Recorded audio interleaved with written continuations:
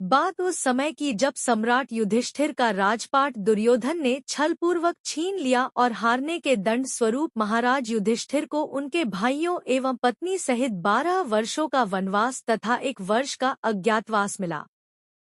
जब वे जंगल की ओर प्रस्थान कर रहे थे, तभी भगवान श्री कृष्ण ने सभी पांडवों को अपनी अपनी शक्ति में वृद्धि करने हेतु अलग अलग मार्ग सुझाए।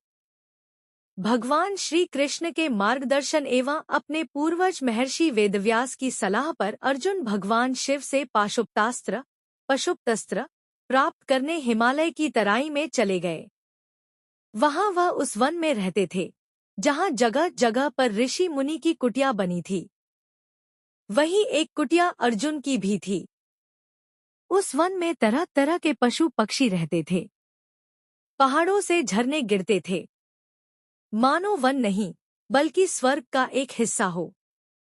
वहीं अर्जुन अपने अंगूठे के बल खड़े होकर तपस्या में लीन थे।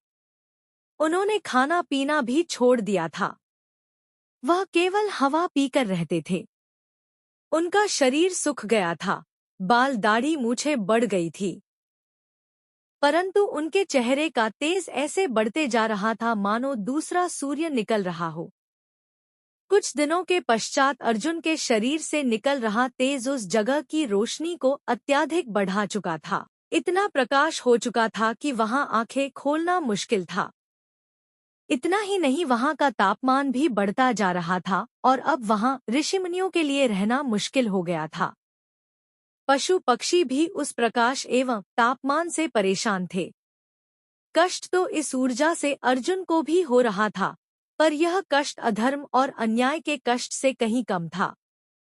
वह अपनी तपस्या से हिलने को तैयार नहीं थे, परंतु ऋषि मुनि सहित सभी जीवों का जीवन दूभर हो रहा था।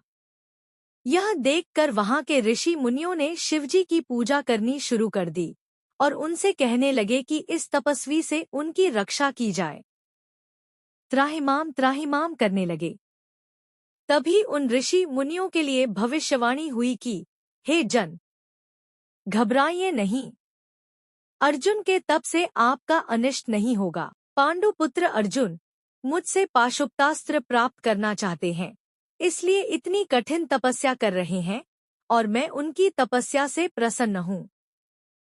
यह सब अतिशीघ्र शांत हो जाएगा। तब ऋषि मुनियों को सब ठीक हो जाने की आस जगी। इसी के पश्चात मुनियों के आश्रम में एक बड़े से जंगली सुअर का हमला हुआ। ऋषि मुनि, कन्याएं, बालक, वृद्ध सब यहाँ वहाँ भागने लगे। तभी अर्जुन को अपने क्षत्रिय धर्म का एहसास हुआ और उन्होंने अति शीघ्र उस जंगली सुअर की ओर अपने धनुष को खींचा और वह जंगली सुअर वहीं ढेर हो गया। अर्जुन के बाण के साथ ही साथ जंगली सुअर की छाती में एक और भी बाण लगा था। वह बाण एक किरात का था, जो दूर से उस जंगली सुअर का पीछा करता हुआ आ रहा था। जब किरात ने उस जंगली सुअर को मारने की बात कही, तब अर्जुन मुस्कुराते हुए बोले, इस जंगली सुअर को इतनी दूर से भेदना इतना भी आसान नहीं है किरात प्रभु। यह मेरे बाण द्वारा भेदा गया है।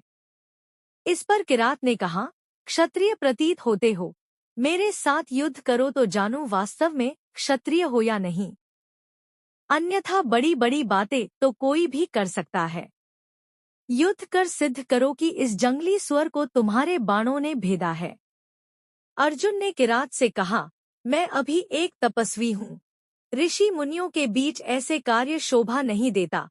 परंतु किरात ने अर्जुन पर बाण चलाने शुरू कर दिए। उत्तर स्वरूप अर्जुन ने भी किरात पर कई बाण चलाए, पर उसके सभी बाण किरात के शरीर से लग लग कर नीचे गिर पड़े। अर्जुन समझ चुके थे कि किरात मायावी है, अन्यथा उसके बाण उसे छूकर गिर क्यों जाते। अर्जुन के पास युद्ध की जितनी कलाएं थी, जितने अस्त्र शस्त्र थे, सबका उसने उपयोग किया, पर किरात पर कोई असर नहीं हुआ। उसे तनिक हानि नहीं हुई। जब दैविक अस्त्र भी किरात का कुछ बिगाड़ ना पाए, तब अर्जुन हाथ जोड़कर अपने घुटनों पर बैठकर भाव विभोर हो बोले, हे महादेव, आपके सामने क्या शौर्य, क्या धनुर्विद्या, क्या दैविक अस्त्र शस्त्र और क्या मेरा कुल और वर्ण। मुझसे भूल हुई, मुझे क्षमा करे करुणा कर। मैं आपको समझ नहीं पाया। भगवान भोलेनाथ ने प्रसन्नता भरे स्वर में कहा, अर्जुन, मैं तुम्हारी वीरता की परीक्षा लेकर परम संतुष्ट हुआ हूँ। मैं तुम्हारी इच्छा के अनुसार ही तुम्हें पाशुपतास्त्र दे रहा हूँ। इससे तुम तीनों लोकों को जीत सकोगे। अर्जुन का उद्देश्य पूर्ण हुआ। सृष्टि के इतिहास में शौर्य की नैवेद्य से शिवजी को संतुष्ट करने वाला अकेला अर्जुन ही है।